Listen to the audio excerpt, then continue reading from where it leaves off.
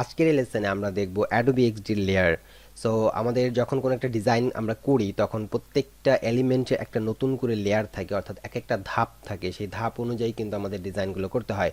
যেমন আমরা যদি এইখান থেকে আমাদের শেপ টুল থেকে আমরা একটা রেক্টেঙ্গেল ড্র করি, তাহলে এটা কিন্তু ডিজাইনের একটা লেয়ার, একটা ধাপ। সো আপনি দেখতে পাচ্ছেন আমরা একটা রেক্টেঙ্গেল ড্র করলাম এবং আমাদের লেয়ার প্যালেটে কিন্তু অটোমেটিক্যালি একটা রেক্টেঙ্গুলার ওয়ান দেখাচ্ছে। সো এটা যদি আপনার এখানে ভিজিবল না হয়, এটা বাই ডিফল্ট ভিজিবল হওয়ার কথা, বাট কোনো কারণে যদি ভিজিবল না হয় তাহলে আপনি এই যে লেফট কর্নার থেকে, লেফট বটম কর্নার থেকে আপনি জাস্ট এইটাতে ক্লিক করলে লেয়ারটা চলে যাবে, আর এটাতে ক্লিক করলে লেয়ারটা ওপেন হবে। সো এখন যেহেতু লেয়ার প্যালেট ওপেন আছে, সো এটাকে হচ্ছে আপনারা দেখতে পাচ্ছেন যে একটা ব্লু কালার এখানে হচ্ছে শো করছে। সো এই যে আমাদের লেয়ার প্যালেট। সো এখান থেকে আমরা চাইলে যদি আরেকটা ইলিপস ড্র করি তাহলে দেখবেন যে এখানে কিন্তু আমাদের আরও একটা লেয়ার তৈরি হয়ে যাচ্ছে, ইলিপস ওয়ান। সো আমরা কি কি কাজ করছি, আমাদের কোন কোন এলিমেন্টগুলো আমাদের ডিজাইনের মধ্যে আছে, এই জিনিসগুলো আমরা সহজেই বুঝতে পারবো আমাদের লেয়ার প্যালেট থেকে, রাইট? এবং আমরা চাইলে এই লেয়ারগুলোর নামকে রিন্যাম করে দিতে পারি। সো আমরা এটা যেমন রেক্টেঙ্গেল ওয়ান, এটা হচ্ছে ইলিপস ওয়ান। সো আপনি যদি মনে করেন যে একটা ডিজাইন আপনি করলেন, লাইক এই টাইপের একটা ডিজাইন আপনার থাকবে, সো একটা প্রোফাইলের জন্য। সো এটা হচ্ছে cover area, cover picture area, এবং এটা হচ্ছে আপনার, আমরা ধরে নিচ্ছি যে এটা হচ্ছে আপনার profile picture area, right? So এই যে দুইটা মিলে হয়তো আপনার একটা ডিজাইন, এরপরে হয়তো আরও অনেক কন্টেন্ট থাকতে পারে এখানে। আমি জাস্ট এখানে কন্টেন্টের পরিবর্তে এখানে একটা শেপ দিয়ে দিলাম বোঝার জন্য যে এখানে অনেক কিছু থাকতে পারে।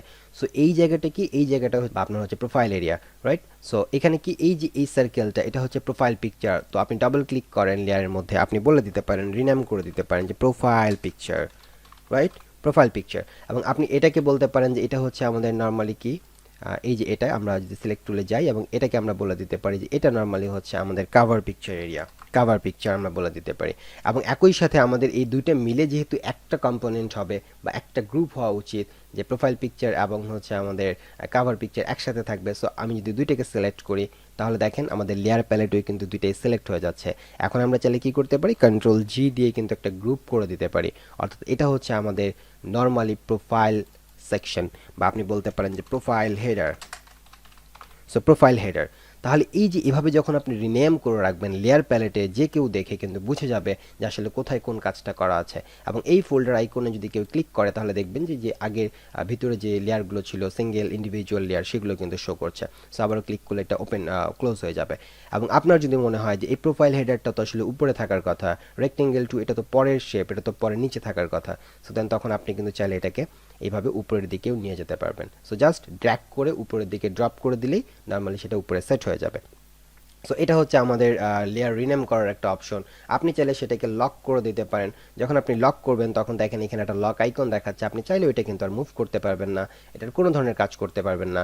আপনি যখন এটাকে ওপেন করবেন, তারপরে যখন এটা নিয়ে কাজ করতে যাবেন, তখন কিন্তু হচ্ছে দেখেন আপনি এখান থেকে চাইলেও কিন্তু কালার চেঞ্জ করতে পারছেন না, কারণ এটার যে মাদার গ্রুপ প্রোফাইল হেডার সেটা কিন্তু লক করা অবস্থায় আছে। জাস্ট আপনি সিলেক্ট করে হয়তো দেখতে পারবেন যে কোন লেয়ারটা আসলে আপনি সিলেক্টেড আছেন। সো আপনি চাইলে এটা করতে পারেন। আপনি চাইলে এটাকে এক্সপোর্ট করে রাখতে পারেন পরবর্তী কাজের জন্য। আপনি চাইলে এখান থেকে এটা হাইড করে দিতে পারেন, অর্থাৎ আপনি চাচ্ছেন যে এই মুহূর্তে আপনি দেখতে চাচ্ছেন না, তাহলে হাইড করে দেবেন।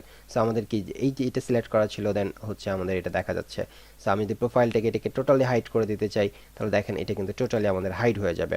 সো এভাবে কিন্তু আমরা এই জিনিসগুলোকে মেনটেন করতে পারি। আচ্ছা, এখানে যখন আমরা হাইড করলাম তখন কিন্তু হচ্ছে মনে হচ্ছে যে এখানে একটা শেপ আছে, রাইট?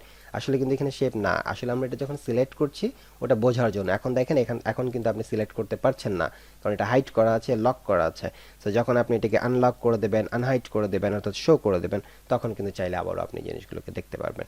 সো লেয়ার প্যালেট নিয়ে আপনি এই কাজগুলো করতে পারেন। আপনি লেয়ারকে কপি করতে পারেন, আপনি লেয়ারকে আপনার কন্ট্রোল ডি দিয়ে ডুপ্লিকেট করতে পারি। সো আমরা সেই লেয়ারগুলোকে কপি করতে পারি, রিনেম করতে পারি, এবং আমাদের মতো করে হচ্ছে আমরা সাজাতে পারি, যেন আমাদের ওই কাজটা যদি কেউ দেখে, আমাদের কাজটা অবশ্যই কেউ না কেউ দেখবে। অন্তত ক্লায়েন্ট না দেখলেও ডেভেলপারকে তো দেখতেই হবে। ডেভেলপার তো দেখেই সেই সেই এলিমেন্টটা দেখে, সেই ইউআইটা দেখেই তো নর্মালি সে ডেভেলপ করবে।